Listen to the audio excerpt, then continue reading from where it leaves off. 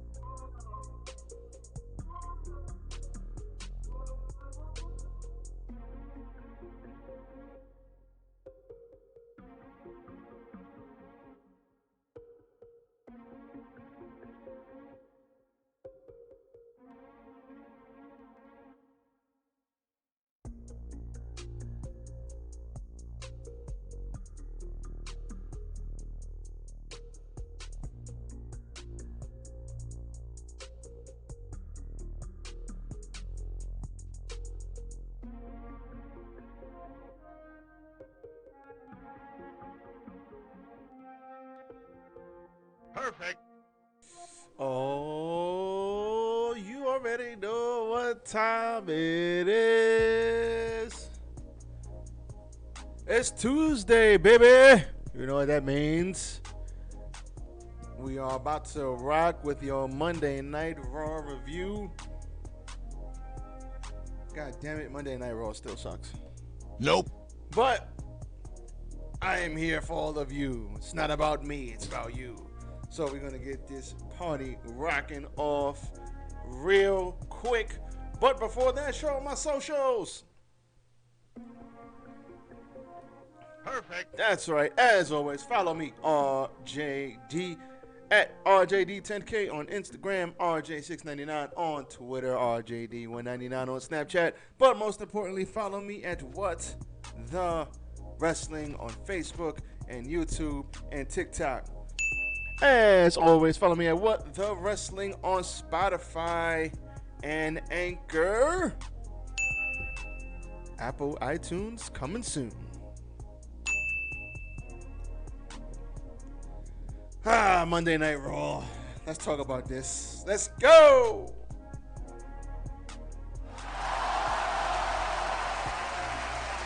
Yes, 'tis I, RJD here. Welcome to What the Wrestling. We are here on the 18th, talking about the January 17th edition, 2022 of Monday Night Raw. We also have news on Eddie Kingston and Cody Rhodes, so we'll do that. But before we get into anything, hit the goddamn like button, goddammit. Do it. Just do it. Hit the like button, like, comment, share, and subscribe to the channel What the Wrestling on all my platforms. You saw the socials. Stop acting like you don't know what time it is, man. Hit the goddamn like button. As always, there will be, we got merch, as always. There will be a link to the description down below. So click that link and you will see the merch that's in the Etsy store. Support the channel by buying some merch if you would like. If you don't want to spend any money, that's okay. It's all good. Then hit the like button, comment, share, subscribe to What the Wrestling on YouTube and Facebook and everything else. Spotify, Anchor, you saw the socials. Come on, man. Hit the like button. It costs you nothing and it bumps me up in the algorithm. So, with that being said, thank you to everybody who rocked out, showed love, showed support. I appreciate all of you. You're awesome. So, let us go into GCW, goddammit. So, Eddie Kingston, unfortunately, my guy is injured, pulled from the GCW event. Surprise, motherfucker. That's a bad surprise, not a good surprise. Eddie Kingston got hurt. So let's see what the hell happened here. So Eddie Kingston got hurt. One of the best on the mic in the world. I'm hearing, oh, there we go. I'm hearing shit, but where is it coming from? But yeah, one of the best on the mic in the world, Eddie Kingston, he's been pulled. So he's been pulled out of in-ring action due to an undisclosed injury. It might be, I think it was broken orbital bone or something going on with his eye socket he sustained on the AEW Dark tapings. So unfortunately, he was trying to set up a match with potentially AJ Gray of GCW, but doesn't look like that's going to happen because he's hurt. I mean, he probably could still go and get on the mic, but if he was pulled from the show entirely, then he's not even going to be on the mic. He's going to stay home and rest up. And that sucks because he's currently intertwined with the Inner Circle's Chris Jericho, Santana, and Ortiz. You know, they have their whole faction going on, but it just sucks that he is hurt. He's going to be out of action for a little while, so he will not be able to work the upcoming GCW The World on GCW pay-per-view at the Hammerstein Ballroom right here in New York City. That sucks. So he's going to be out a few weeks. I wish Eddie Kingston, and here at What the Wrestling, we wish Eddie Kingston a speedy recovery. And, you know, that's terrible. That's terrible. Hopefully, he can make the next event. And about GCW, I'm actually looking forward to that GCW event. I think it's going to be great. I think it's going to be awesome. I'm going to tune in. I am really looking forward to seeing the type of pay-per-view they put on. I hope they get a lot of buys. I don't know if they'll get 100,000 buys.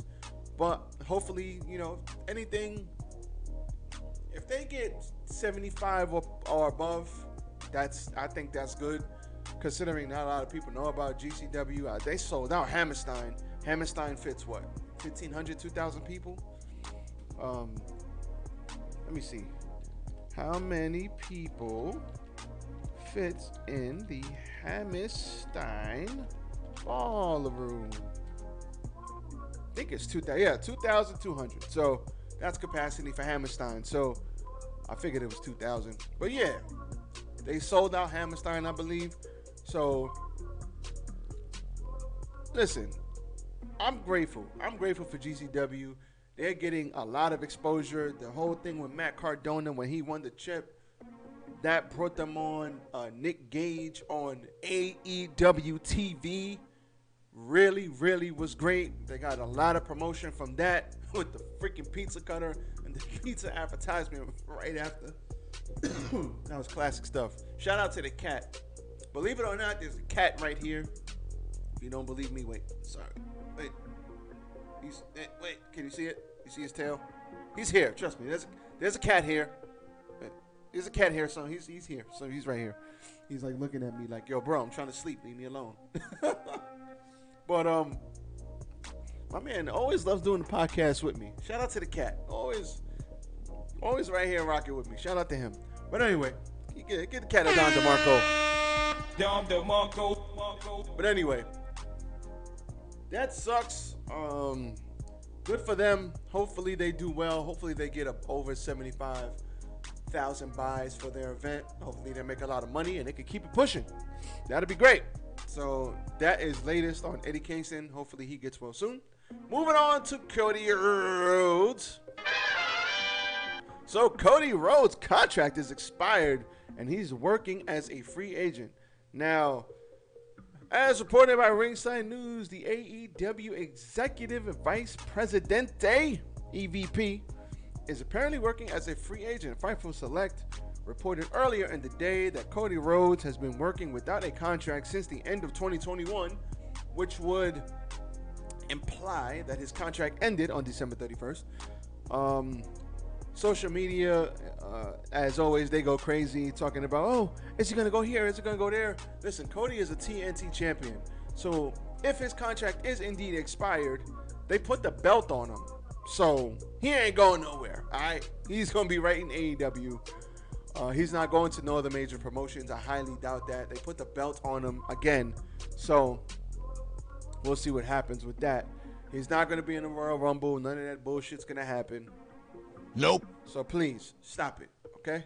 You stupid. But it's very interesting to hear that his contract has expired, because you gotta think about it. AEW's been around, what, 3 years now, going on 3 years. A lot of those guys signed 3-year deals, and then, or 2-year deals, and then they just re-signed, like MJF, like Hangman Adam Page, Kenny Omega, Young Bucks, Jericho. A lot of those guys signed 3-year deals. Even Jericho in an interview early on said, yeah, I signed a 3-year deal, so I know exactly what's going to happen with my contract because I signed a 3-year deal. So good for them on that. That's awesome. But the fact that he doesn't have a contract is very, very interesting to me. I don't know if he's going to resign. Knowing Cody, he will. I mean, he's Cody Rhodes. Why wouldn't he resign? But I look forward to seeing what's going on. I look forward to it. Cody is exceptional at what he does. He's in the middle of this whole, am I turning heel, am I not turning heel, but I'm a good guy, but I'm not a good guy. He's in the middle of this whole thing right now where the fans are booing the shit out of him. But now they're starting to, like, they're feeling indifferent. They don't know whether to cheer or boo him. He has the TNT title again. So he's going to be probably doing open challenges. But he got the Rona, so now he went away for a minute. He's going to come back. He's got to fight Sammy again to make that title whole, because Sammy's the interim title holder. So we have to see how this plays out.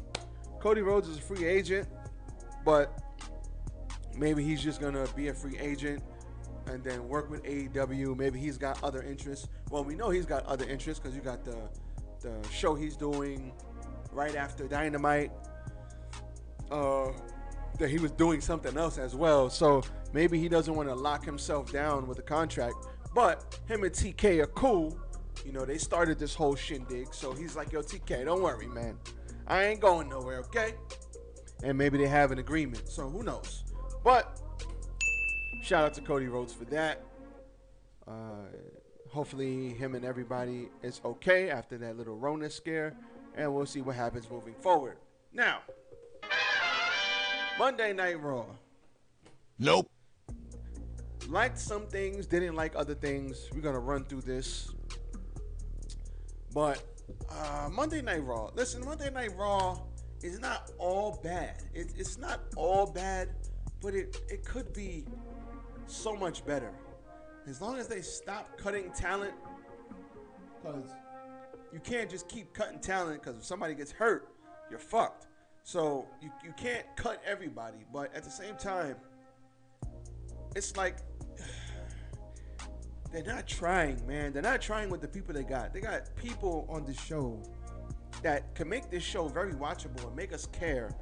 But the problem is, it's not that the wrestling is bad and stuff, is that I just don't care about a lot of stuff, and that sucks. So we'll have to see where it goes, but we opened the show with Becky Lynch. She came out talking about how she makes stars and then beats them. Good line. She gave Doudrop an opportunity by messing with Bianca Belair last week, and then she's gonna beat Doudrop at the pay-per-view. And then this escalated quickly when we had Bianca Belair come out, Doudrop come out, and Liv Morgan come out. And you know what that sets up? That sets up a tag team match. So how are the bad guys going to coexist? I wonder. But anyway, the end came where Liv Morgan and Becky Lynch had a good back and forth. This is very good. After Lynch tagged herself in, tagging Doudrop, Lynch hit a rock bottom. I cannot call it a manhandle slam. I know that's what it's called, but it's a rock bottom. She hit a rock bottom she hit a rock bottom on Liv Morgan, I believe, and then Doudrop attacked her and tagged herself in so she could get the pin, and she got the pin with a big splash. So good for her. Decent promos here. Kind of, the ending was okay. Setting up the pay-per-view. I like Piper Niven. Piper Niven's great. I like all of these women. All of these women are great. Y'all know how I feel about Liv Morgan. The most improved, one of the most improved women on the roster. So, listen, this is okay. Setting up good stuff. Nothing wrong with this. Then we had KO. He was out there talking to Damian Priest, saying they're going to have a good match. But they had a Kevin Owens show with Seth Rollins. The Drip God came out there. And they were putting each other over. KO is great as always because KO does everything well. Great wrestler, great on the mic, great good guy, great bad guy. And he also revealed that he will be in a Royal Rumble match. Damian Priest then came out and said both of them are idiots. Then he came and a match ensued. So, after the commercial break, they started a fight. Now, the end came when KO avoided a superplex and hit a senton for a near fall. Then he ended up faking a leg injury a la Shawn Michaels versus Batista. And instead of a super kick, he gave him the stunner for the win. And he has earned himself a future U.S. title shot. Mr. Priest, definitely, I can see Mr. Priest definitely losing that title soon. Give me more of Damian Priest and Kevin Owens. I like this. This is great. So, Damian Priest, I think once he's done with KO, he can move on up. Moving on up. And Mr. KO could hold down the fort with the U.S. title. Looking very much so looking forward to more of these two. This is great. This was also good on the show. Then we had Finn Balor talking to Vince McMahon. Actually, let me talk about the RK Bros first. So we had the Alpha Academy and RK Bro, Finn Balor and Austin Theories met for a singles match. But Vince McMahon told Theory that if Balor won, he would personally beat him up and send his lifeless selfie to his mom. Very weird. Okay, that's weird. Stop the cap. Not just stop the cap, but that's weird. So Damian Priest then had a match with Mr. Balor, and he won clean. And you know what? Okay, that's fine with me. You know what? That's fine with me. The problem here is that, Oh, yeah! no problem, Austin Theory got the win. I'm all right with that. You know, you can't have, he got to win sometime. I mean, Jesus Christ. But the problem is, at the expense of Finn Balor, though. Finn Balor is, like, better than this. It's like Finn Balor right now is in, like, the same spot AJ Styles is in. It's like they're looking at them as guys who are going to put other guys over. But the problem is, those guys are fucking great. They should still be at the top of the card doing meaningful shit. But right now, they're in this weird space where it's like, you're going to be the guy to put the other guys over because we got young talent that needs to get over. But that's not going to get the other guys over just because you beat Finn Balor. So, I don't know. Stupid. Fine with me. It was a good match, though. Good match for however long it lasted. 9-10 minutes. Good match. Finn Balor's great. Austin Theory, I like. The character is iffy on me, but I like it. Nikki and SH gave a promo talking shit about Rhea Ripley, how she's going to need a superhero whether she likes it or not. And Rhea Ripley was the villain, and Nikki Ash is the superhero, delusional heel at best. And then Rhea Ripley came out and said she's going to kick her ass. Great. We then had Carmella and Queen Zelina come out and mock the both of them. And she even took credit for saying she helped Rhea Ripley realize who Nikki really was. Then, before they could actually have a match, Nikki, ASH, proceeded to beat up Rhea Ripley. And the ref called for the match before the match even started. Stupid. Didn't like that, not one bit. But it is what it is. This is Monday Night Raw after all. So she called for the match before it even started. That sucked. And this is obviously bleeding over, and they're going to continue this feud probably at the Royal Rumble. One will probably throw the other over the top rope. excuse me. So this is going. Yeah, this put me to sleep. This segment put me to sleep. So that's what's gonna happen there. Then didn't like that. Then we had Reggie versus Omos.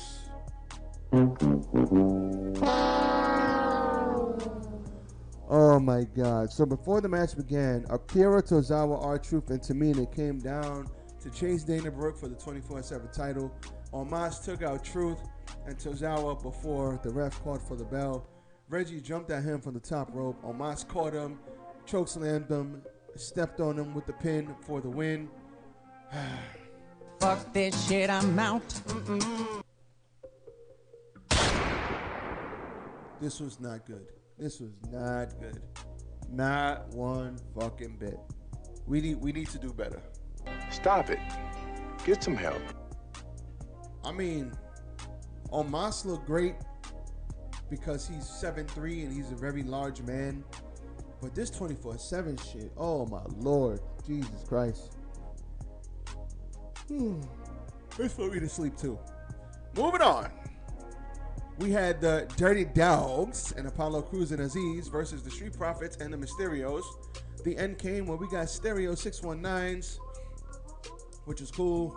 We got Dominic jumping over the rope, and after he jumped over the rope, I think it was Commander Aziz caught him. Excuse me. Rey Mysterio then took both of them out.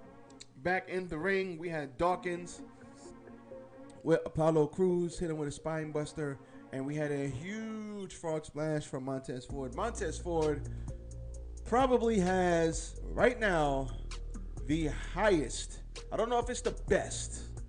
I might say it's second best.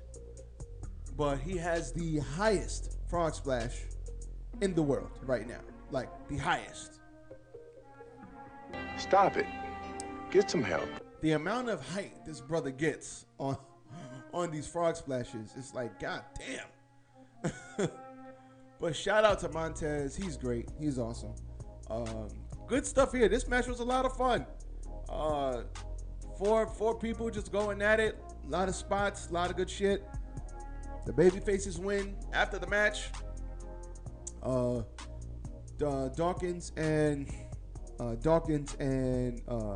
the Street Profits got thrown over, and then Dominic got thrown over the top rope by his father, and he had that look like, oh, you got me, son. He had that look like, you got me, son. Well, Dad. He's like, yo, you got me, Dad.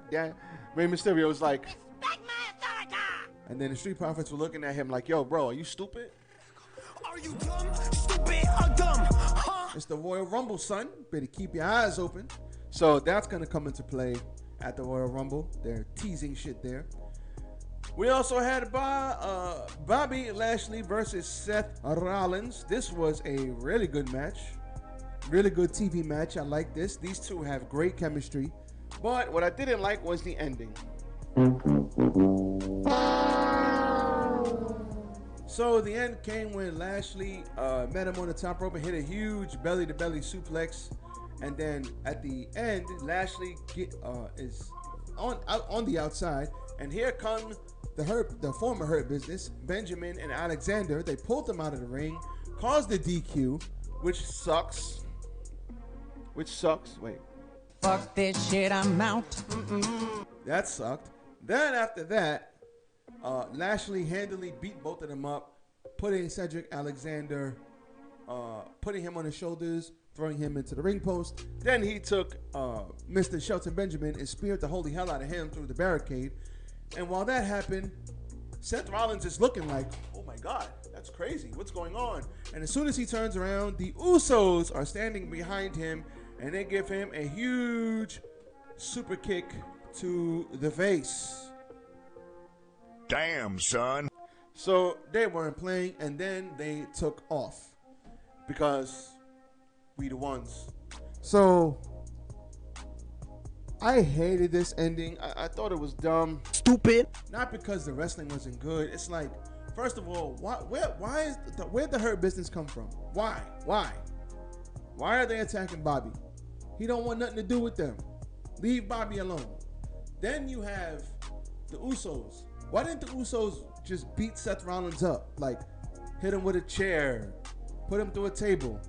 They're supposed to be making him weaker so that when he fights Roman, he's not 100%. But all they did was give him super kick. That's not going to make him weaker. It's going to hurt him for 10 seconds, and that's it. Like me personally, I would have went in there, and I would have had them beat the shit out of Seth Rollins. And then I would have just had Lashley looking like, oh, sucks to be you, buddy. And then that's how I would have had it go. But I digress. It is what it is. This was a decent ending. The middle of this show kind of dragged, but this show had some good in it. But that's always the problem with WWE. They have good stuff in these bad shows. It's not all bad. But you know what? We still gotta... Shots fired! Shots fired! We still gotta throw shots when shots need to be thrown. But I just hope that they can manage to get it together, because I just want Monday Night Raw to be good. Let it be decent. It's a tough watch every week. Let it be decent. You got some decent stories here. Let's build upon them. So, that's all I got for you guys today. We got NXT today, which means tomorrow you will get my NXT review. We will have more merch coming out soon. We will have more news tomorrow on whatever comes out today. So stay tuned for that. Missed y'all. Love y'all. I am out of here. Everybody stay safe. I am gone. Y'all know what time it is. Peace. Show on my socials.